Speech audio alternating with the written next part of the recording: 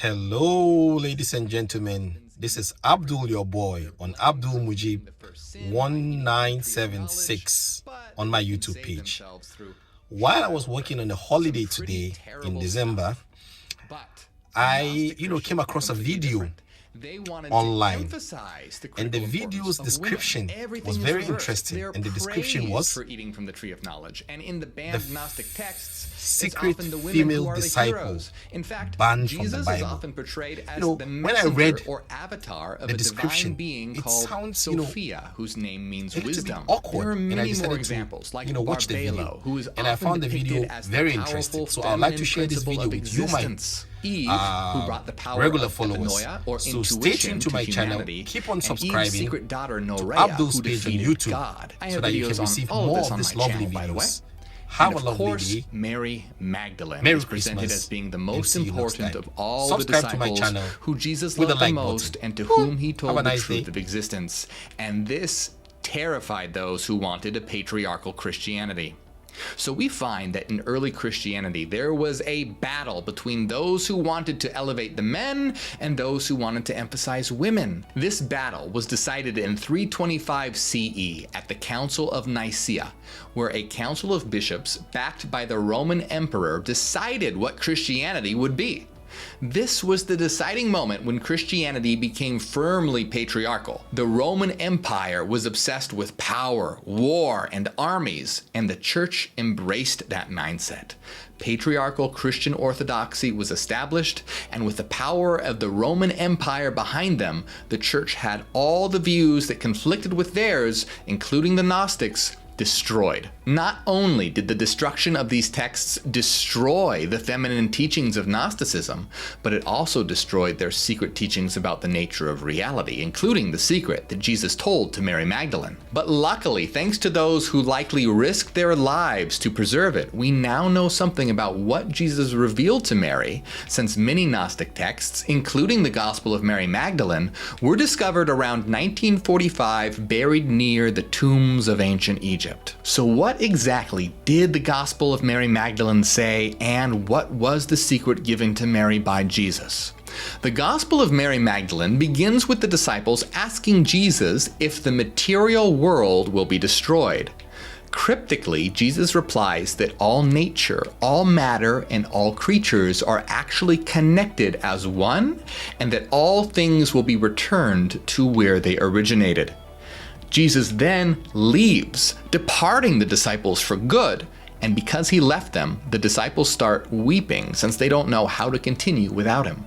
But Mary, she stands up and comforts them, taking a leadership position and tells them not to weep. Here, Mary is beginning to take the place of Jesus in his absence. Remember this because it's important, and we're going to come back to it in a minute. Now, one of the disciples, Peter, asks Mary to tell them the secret knowledge that Jesus revealed to her, and Mary begins to teach the disciples the true hidden nature of reality.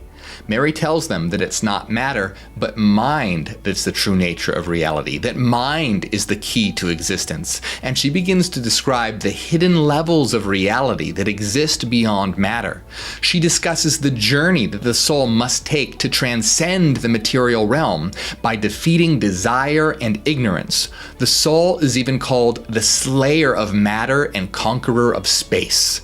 And because we have other Gnostic Gospels, we know that the Gnostics believed that all of us are divine. They believed that the material world is an illusion, a prison for the soul that must be transcended, and that ignorance keeps us from realizing our own divine nature.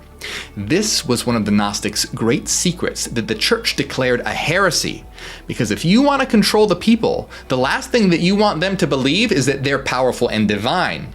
Instead of faith, the Gnostics prized knowledge and praised the feminine power of what they called epinoia, which means purposeful thinking or intuition, as being critical for realizing that matter is all an illusion and that mind is the true reality and that we are all divine. The church wants you to believe that you're flawed and sinful and need saving.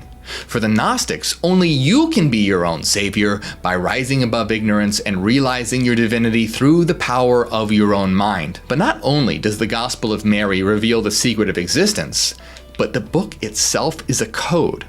Let me explain. You see, orthodoxy hadn't been established yet, and early Christianity was divided on what Christianity actually was. Now, the Gnostics were known for writing in codes and metaphor. I believe that the disciples represent a different interpretation of Christianity, with each male disciple representing a patriarchal version of Christianity, while Mary represents the feminine Gnostic version of Christianity. The disciple who calls Mary a liar, Peter, represents what would ultimately become the modern church. Remember that the Gospel of Mary begins with Jesus teaching the disciples, but when Jesus leaves, they start to weep. They don't know what to do. What does Mary do? She steps up as the leader, comforting them, and takes the role of the new teacher as she reveals the secrets of the universe. In other words, she becomes the successor of Jesus. Mary is presented as the only one who truly understood Christ's teachings and that she should lead. What this story is trying to convey is that Gnosticism should be the true version of Christianity.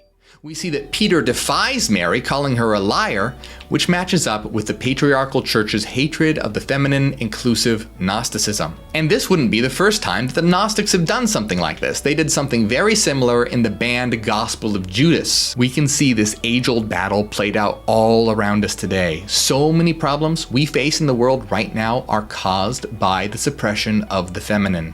We need a resurgence of the divine feminine to create a better world for all of us. And that's exactly what the Gospel of Mary is about. We need a world of unity, love, intuition, mind, and reason.